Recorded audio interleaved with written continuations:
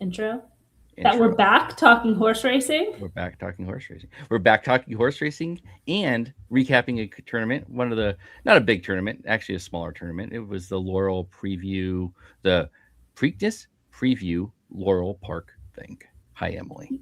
Yeah, hi. And it was a smaller game just in the context of it being a $500 buy-in, but there's still 2 seats. There's still cash, or sorry, there's 5 seats total, 2 BCBC, 3 NHC seats.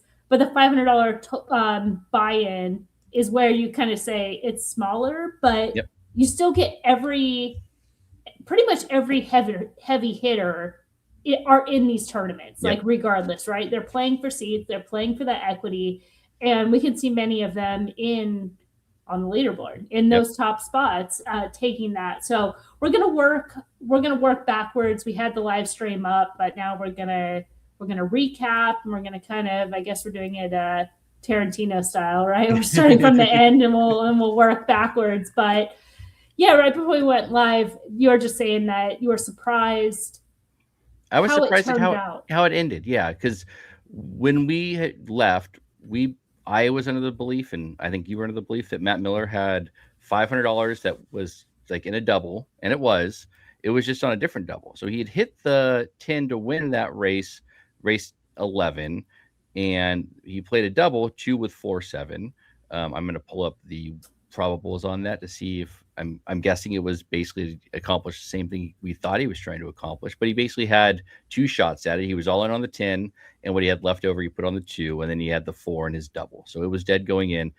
Yeah, and just for a little bit of context there, since we are working backwards, prior to this race, Matt had moved up into second by doubling up, by going all in on the 10, who ended up winning race. God, there's so many races today. Race 11, right? Right. And so that double that you're seeing that starts with the 2 in that same race is where he went all into the 10. So we assumed the 10 being a strong favorite, that would be a horse he would, if he was going to play doubles. I wasn't totally sure, but it made perfectly sense. It made perfect sense that that's what he would do, that he would then have that double alive to just to add to his current total, giving him kind of 2 chances, right?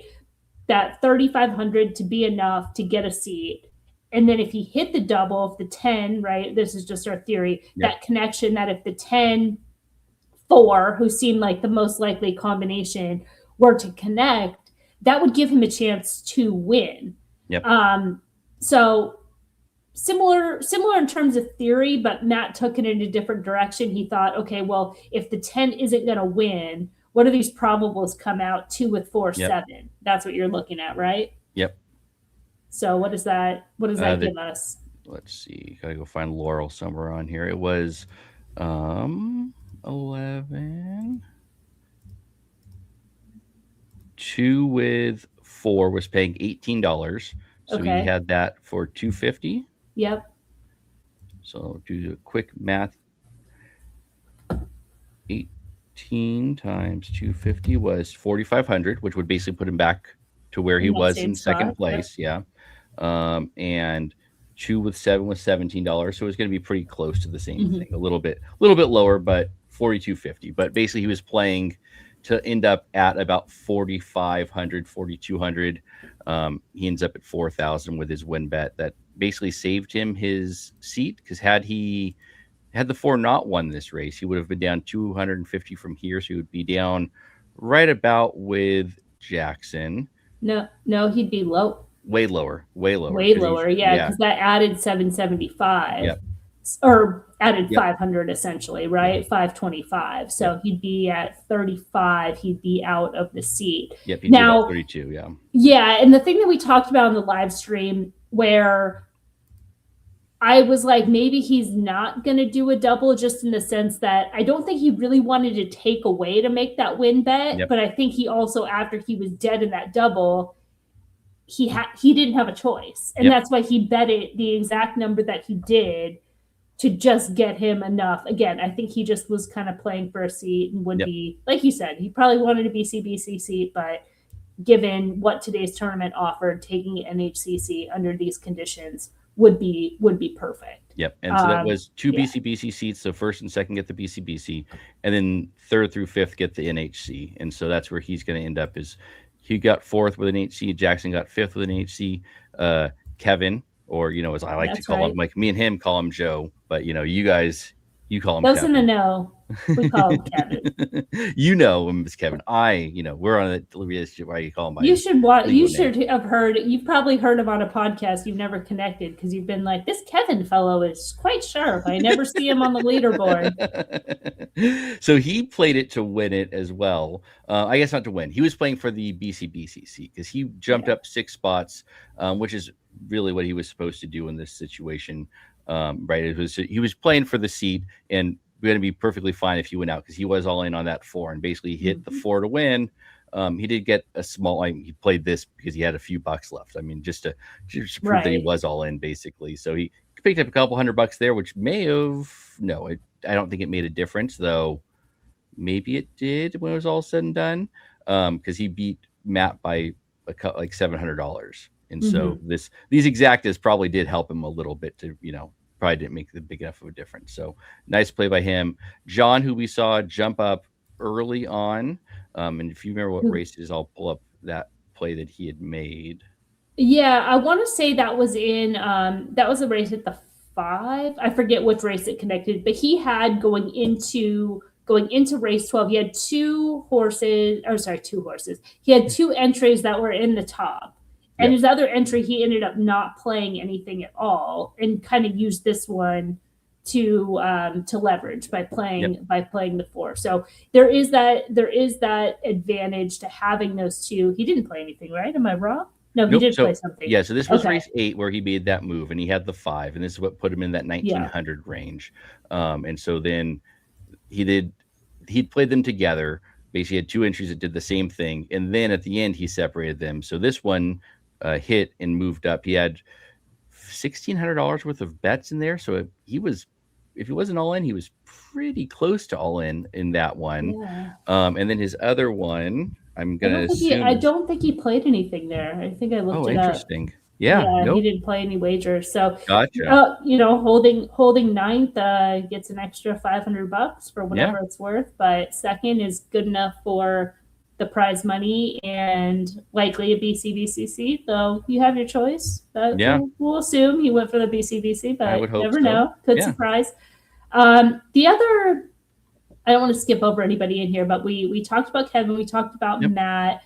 I think 5th and 6th is maybe the most interesting because, oh man, this could have gone either way. I mean, Jackson betting here. He had to bet because that was his 5th minimum. Oh, because he needed to. Well, he bet a little bit more than he needed to then. Nope, just the 50. So his double was dead because he had the 7. Double. Okay, right. Okay, so he just did dead. Yeah, so he just did the $50.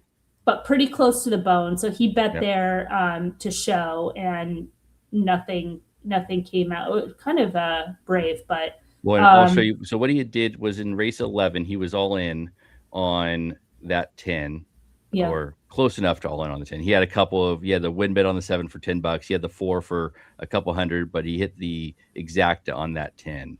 And basically he had 10 with, so what he had left over. Yeah, what he had left over was that double that he had the 7, not for a lot, but just enough he was probably paying something well, and that was he was shoved. And now this week he had to play here just as his to hit that minimum for his 5th race, and he just played the show bet because apparently had no opinion there. So had two show bets, but where that comes close is that 5th spot between 5th and 6th is a seat. That's where it makes a difference. So, and in the go ahead. Yeah, I was going to say the 5th place gets money, not much more, $600 more, but you get the NHC seat, which is really what you were playing for at that point. For exactly, where they were. And it really only came down to $18. $18 separating, and this is where I thought as much that Mike Mulvihill would have doubles here with the 10 keyed, because he had the 10 keyed from race 10 to 11, but didn't bet anything in race 11. So I'm like, okay, he likes the 10. He's got to have doubles, the 10 going forward. Yep. And clearly he did. He just came up He just came up a little bit short on those doubles. Played them, had them both connected, hit them both, and then even went in with an extra $100 to win on the 4 and still came up $18 short. Yeah. So I think that's where it just comes down to knowing what that target number is, and figured at that point he 37, or not 3,700, but 3682 exactly, because if he had wanted 3,700, he could have easily put himself in that position in order to do so. And just came up $18 short. But again, because it costs a seat, it's a big difference. Yeah. I'm sure he's kicking himself about this $10 double he played, because had he played it for $20, he gets a seat. And he hit it here, right? So he had a $50 doubles here, 10 with 4, 5, 9. So he played that for 50, and then came back with the 4 and played it for 10. And because I'm sure it was paying 11 to 1. He was like, all right, that's going to be enough to get me there, because it would have jumped him based on where we were in race 11. It would have, he had to assume that Jackson played something, and probably more importantly, he kind of figured, well, Jackson played something fine, but Andy's going to play something nobody's really going to come catch me from behind, would be my guess of what he was thinking, because he jumped up $700 or so, right? He was at $29.60 after race 11. Yeah, jumped up to $36.82 and just not enough. Yeah, I don't think he's kicking himself so much for that $10 double, only because he went back in with a win bet on the 4. And it's like, if he thought that he was going to come up short, he had the capital. Right. And clearly the opinion, like, that win bet just needed to be a little bit more. Like, he needed his target number to be 3701. Yep. And he just didn't have he thought that what that would be, that extra $100 plus the double, if it hits, would be enough. And yeah. So he was looking at this board, right? So glad you took a screenshot of this, and why it's good to be doing this is, like, race 11, he's at 29.60 and on the cusp of a seat. But as you said, he's got a double going, and he did, and he had a good double going, and he was shooting to get right below Jackson and figured that would be enough to do it. He also knew that Jackson had to play something, because he had 4 minimums, and maybe he thought a double, or maybe he thought what Jackson did. But I would have guessed, like you were saying before, right? We were looking at Jackson where he had exactas and win bets and all those things. So now all of a sudden, he didn't have, maybe he had a double, but not much of a double, because it's only $45 left. So you kind of figure if he has one, it's not doing anything, and that your $60 worth of doubles that Mike ends up having here is probably enough to make it work with the win bet on top of it. So that's a painful one for Mike.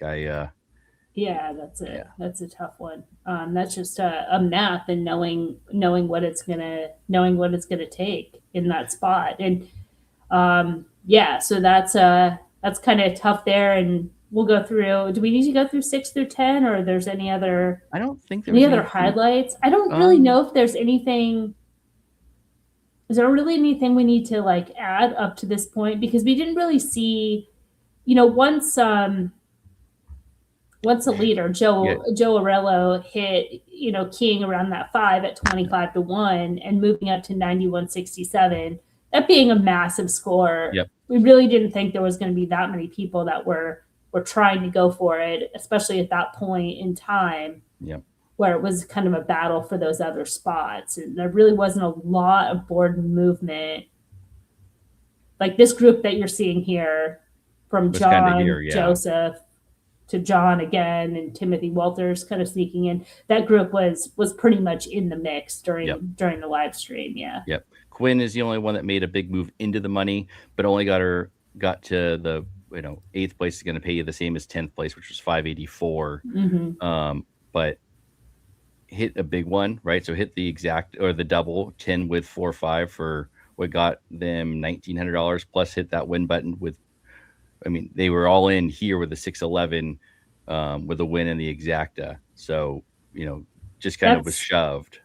Yeah, that's kind of the one that maybe you wish you would have gone bigger on that double.